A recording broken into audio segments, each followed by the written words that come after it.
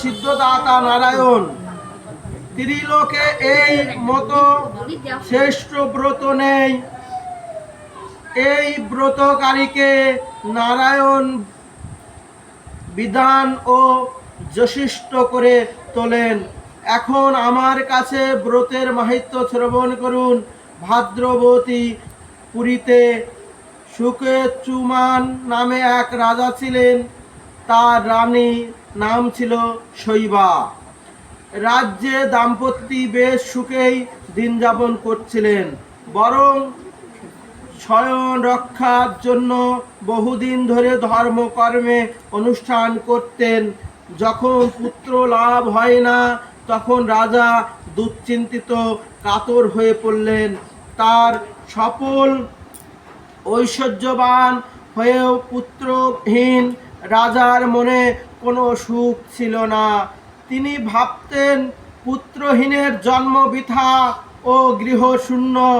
পিতৃদেব মনুষ্যলোকের কাছে যে ঋণ শাস্ত্রে উল্লেখ আছে, তা পুত্র বিনা পরিশোধ হয় না।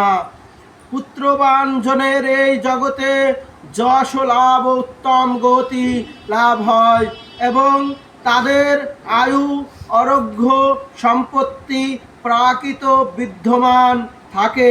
নানা দুশ্চিন্তাগ্রস্ত রাজা আত্মহত্যা করতে চাইলেন বলে স্থিত করলেন, কিন্তু পরে বিচার করে দেখলেন আত্মহত্যার মতো মহাপাপ এই জগতে আর হয় না।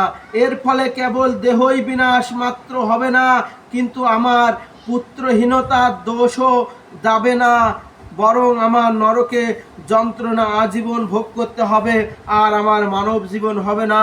তারপর এই দিন রাজা নিবিড় বনে গমন করলেন। বন ভ্রমণ করতে করতে ত্রিপহর অতিক্রম হলেন। রাজা ক্ষুধা তৃষ্ণায় অত্যন্ত কাতর হলেন।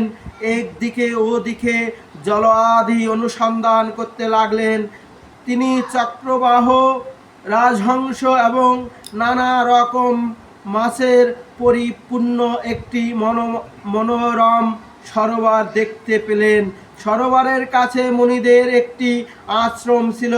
তিনি সেইখানে উপস্থিত হলেন।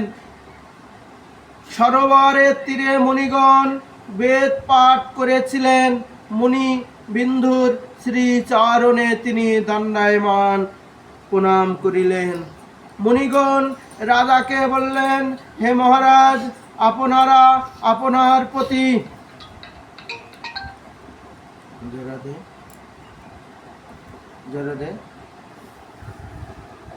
হ্যাঁ বলুন।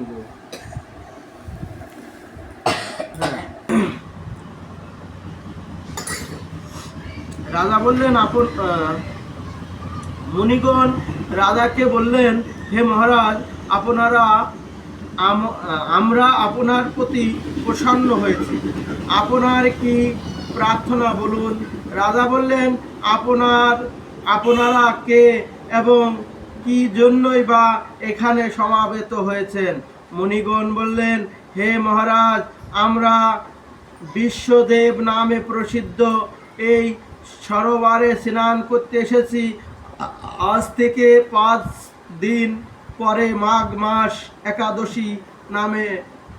একাদশী নাম পুত্রদা।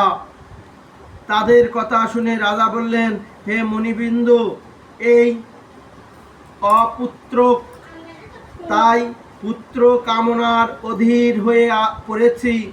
এখন আপনার দেখে আমার হৃদয়ে আশার সঞ্চয় হয়েছে। এই দুর্ভাগা পুত্রহীনের প্রতি অনুগ্রহ করে একটি পুত্র প্রদান করুন। মুনিগণ বললেন, হে মহারাজ, আজ সেই পুত্রদা একাদশীর তিথি, তাই তখন আপনি এই ব্রত পালন করুন। ভগবান শ্রী কেশবজি অনুগ্রহ অবশ্যই আপনার পুত্র লাভ করবেন। মুনিবরের কথা শুনে পরে যথাবিধ রাজা কেবল ফলমূল আদি আহার করেই সেই ব্রত অনুষ্ঠান করলেন।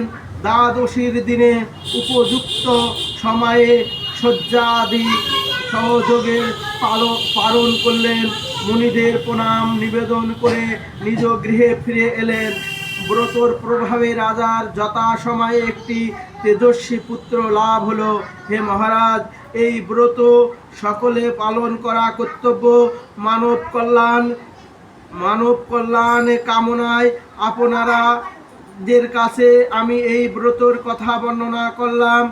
নিষ্ঠা সহকারে যারা এই পুত্রদা একাদশী ব্রত পালন করবে, তারা পুত্র নামক নরক থেকে পরিত্রাণ লাভ করিবে। যারা এই ব্রত কথা শ্রবণ কীর্তন অষ্টম যজ্ঞের ফল লাভ পাওয়া যায়। ব্রহ্মাণ্ড পুরাণে এই মাহাত্ম্য বর্ণনা করা হয়েছে। জয় জয় নিতাই গৌর।